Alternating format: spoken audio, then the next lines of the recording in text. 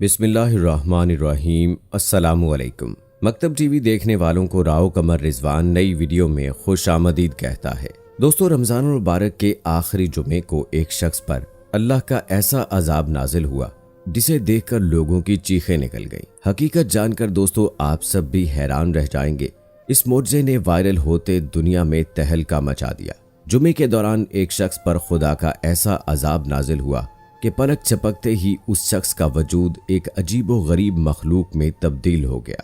आसपास लोगों की चीखों पुकार बुलंद होने लगी। दोस्तों, आखिर इस शख्स से ऐसा कौन सा बदतरीन गुनाह सरजद हुआ था जिसकी बदौलत वो शख्स पूरी दुनिया के लिए इबरत का निशान बन गया।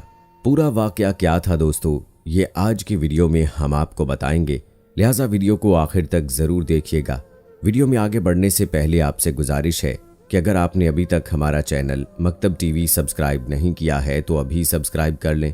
साथ में बेल नोटिफिकेशन को ज़रूर ऑन कर लीजिएगा ताकि लेटेस्ट अपलोड होने वाली वीडियोस आप तक बर वक्त पहुँचती रहें।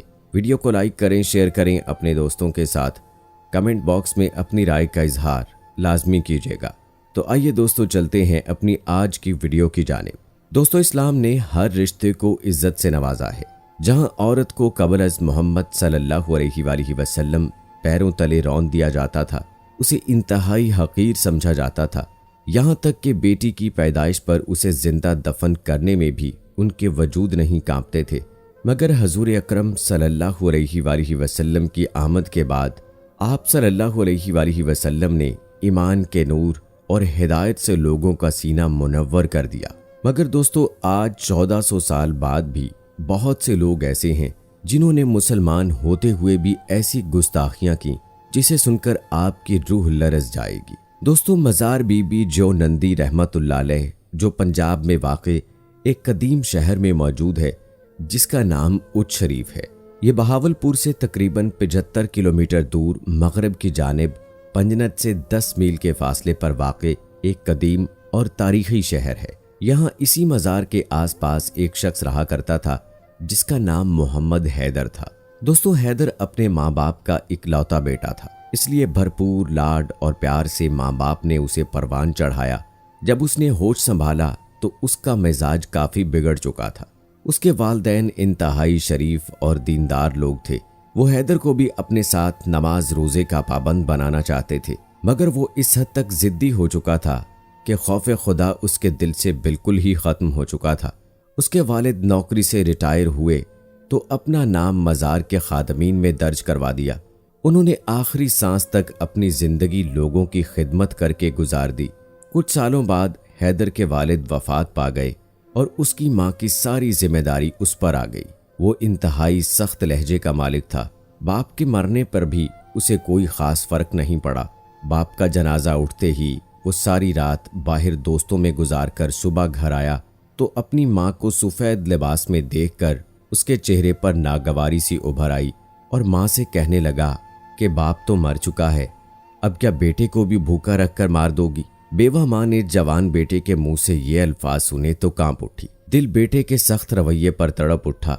वो फौरन बेटे को डांटते हुए कहने लगी कि ऐसी बातें अपनी जुबान पर मत लाया करो, मेरा तुम्हारे अलावा अब रहा ही कौन है। बेवा माँ कल शाम से भूखी थी, मगर बेटे ने पेट भरकर खाना खाया और फिर घर में मौजूद पैसे लेकर बाहर निकल गया। बूढ़ी माँ बस पूछती ही रह गई। हैदर सारी रात घर से बाहर रहता था। जब पैसे खत्म हो जाते तो वापस घर आकर माँ से मांगने लगता। बूढ़ी माँ ने एक रोज गुस्से में आकर हैदर को थप्पड़ मार दिया और उसे अपनी जिम्मेदारी का एहसास दिलवाने लगी। घर में रखी जमा पूंजी तो 2 हफ्तों में ही हैदर ने खत्म कर दी थी। हैदर इस हद तक गिर जाएगा उसकी माँ को अंदाजा भी ना था। माँ के थप्पड़ ने हैदर की अना और अकड़ को बहुत ठेस पहुंचाई। वो गुस्से से आग बगूला हो गया। हैदर ने सोचा, आखिर मेरी माँ ने मुझ पर हाथ कैसे उठा लिया। दोस्तों, उस दिन पहली बार हैदर ने अपनी माँ पर हाथ उठाया। बेटे से थप्पड़ खाकर बूढ़ी बेवा माँ जमीन पर गिर पड़ी।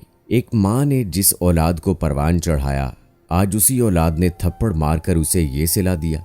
हैदर की माँ तो बिस्तर से जा लगी। बेटे का सलूक उनसे बर्दाश्त नहीं हो पा रहा था। कई रोज वो बीमारी में मुब्तला रहीं, मगर हैदर माँ का कीमती सामान बेच कर पैसे दोस्तों में उड़ाता रहा। बूढ़ी माँ अगर सवाल करती तो हैदर उनको मारने पीटने लगता, हाथ उठाता बूढ़ी माँ बेटे को बद्दुआ तो नहीं दे सकती थी, मगर सजदे में गिरकर रोती जरूर रहती थी। दोस्तों, माँ के आंसू तो अर्श को भी हिला देते हैं। उस शख्स में तो जरा बराबर भी खौफे खुदा नहीं था। ये माँ की कदरों मंजिलत को भूल चुका था। एक रोज हैदर नशे की हालत में घर आया तो बूढ़ी माँ जमीन पर बेहोश पड़ी थी। जब हैदर ने बूढ़ी माँ को जमीन से उठाया तो नीम बेहोशी की हालत में वो अपने बेटे से कहने लगी, अगर तुम मुझे नहीं पाल सकते तो मुझे मेरा खुदा पाल लेगा। तुम बस मुझे बीबी के मजार पर छोड़ आओ, मैं वहीं अपनी तमाम जिंदगी गुजार लूंगी। हैदर जैसा संगदिल इंसान तो फौरन अपनी माँ की इस बात पर राजी हो गया, क्योंकि वो अपनी माँ से जान छुड़ाना चाहता था और उसके पास इससे बेहतर और कोई हल नहीं था। वो रमजान का आखिरी जुमा था जब हैदर अपनी माँ को लेकर मजार की जानिब चल दिया। रोजे की हालत में उसकी माँ बार बार लड़खड़ाकर नीचे गिरने लगती तो फौरन अल्लाहू अकबर कहकर खुद को संभाल लेती और खड़ी हो जाती। दोस्तों, मजार से चंद कदम दूर बहुत से लोग ज़ियारत और दुआ के लिए अंदर दाखिल हो रहे थे कि इसी दौरान हैदर की माँ को चक्कर आए। वो लड़खड़ाकर जमीन पर गिर गई। उनका गिरना था कि आसपास मौजूद तमाम लोग उन्हें देखना शुरू हो गए। हैदर को उस वक्त शदीद शर्मिंदगी का एहसास हुआ। वो गुस्से से आग बगूला होने लगा। उसने बगैर आसपास का लिहाज किए गुस्से में आकर वहीं अपनी माँ को मारना शुरू कर दिया। बूढ़ी माँ बेटे से मार खाकर रोते हुए कराहने लगी। तभी वहां मौजूद चंद खवातीन और मर्द आगे बढ़े और उस बूढ़ी औरत को लेकर एक तरफ जाने लगे। वहां मौजूद चंद मर्द हैदर को गुस्से से कुछ कहते कि इससे पहले ही एक लम्हे के अंदर अंदर हैदर का वजूद एक खौफनाक चीज में तब्दील होने लगा। उसकी असल शनाख्त खोने लगी। उसका चेहरा बिगड़ कर लटकने लगा। आसपास मौजूद लोगों ने जब एक लम्हे के अंदर यह मंजर होता देखा तो उनकी चीखें निकल गई। हैदर दर्द से कराह रहा था। उसका वजूद इंतहाई भारी भरकम हो चुका था। बूढ़ी माँ ने जब बेटे पर यह अजाब देखा तो फौरन उसकी जानिब लपकी और खुदा से इस्तगफार करने लगी और अपने बेटे के गुनाहों की माफी मांगने लगी। वहां पर मौजूद लोगों की आंखें उस माँ को देखकर अश्कबार हो गईं। हैदर इबरत का निशान बनकर वहीं तड़प तड़प कर मर चुका था, लेकिन बूढ़ी माँ फिर भी बेटे को देखकर रोती रही। दोस्तों, दुनिया में क्या इससे भी ज्यादा कोई बदतरीन शख्स हो सकता है जो अपने वालिदैन पर हाथ उठाए, जिनकी बदौलत आज तुम इस दुनिया में सांस ले रहे हो, वक्त की रेस में शामिल होकर कामयाबियां हासिल कर रहे हो। क्या वालिदैन की दुआओं के बगैर तुम यहां तक पहुंच सकते थे, जिन्होंने तुम्हें उंगली पकड़कर चलना सिखाया, बोलना सिखाया। दोस्तों, कुरान पाक में इरशाद है, और तुम्हारा रब फैसला कर चुका कि उसके सिवा किसी की इबादत ना करो और माँ बाप के साथ नेकी करो, और अगर तुम्हारे पास उनमें से कोई एक या दोनों बुढ़ापे को पहुंच जाएं तो उन्हें उफ तक न कहना और ना ही उन्हें झिड़कना और उनसे अदब के साथ बात करना। एक और मकाम पर इरशाद बारी ताला है, आपके रब ने फैसला कर दिया है कि तुम इसके अलावा किसी और की इबादत न करना और वालिदैन के साथ बेहतर सलूक करो। अगर उनमें से कोई एक या दोनों तुम्हारे पास बुढ़ापे की उम्र को पहुंच जाएं तो उन्हें उफ तक न कहो और ना ही उन्हें झिड़को और उनसे एहतराम के साथ बात करो और इज्जो इनकिसारी के साथ अपने बाजू उनके आगे फैलाए रखो और उनके हक में दुआ किया करो कि ऐ मेरे रब, इन पर रहम फरमा, जैसा कि रहमत व शफकत के साथ उन्होंने मुझे बचपन में पाला था। दोस्तों, अल्लाह पाक से दुआ है कि वो तमाम बच्चों को अपने वालिदैन का फरमा बरदार बनाए। अगर कोई राह से भटक भी जाए तो उनके दिल में खौफ खुदा और वालिदैन की इज्जत व मोहब्बत इस कदर बढ़ाए कि वो दुनिया व आखिरत में कामयाब हो सके। आमीन या रब्बुल आलमीन। उम्मीद करते हैं दोस्तों हमारी आज की ये वीडियो आपको पसंद आई होगी। वीडियो के मुताल्लिक अपनी राय का इजहार कमेंट बॉक्स में ज़रूर कीजिएगा। मिलते हैं अगली वीडियो में, तब तक के लिए इजाज़त दें। फ़ी अमानिल्लाह।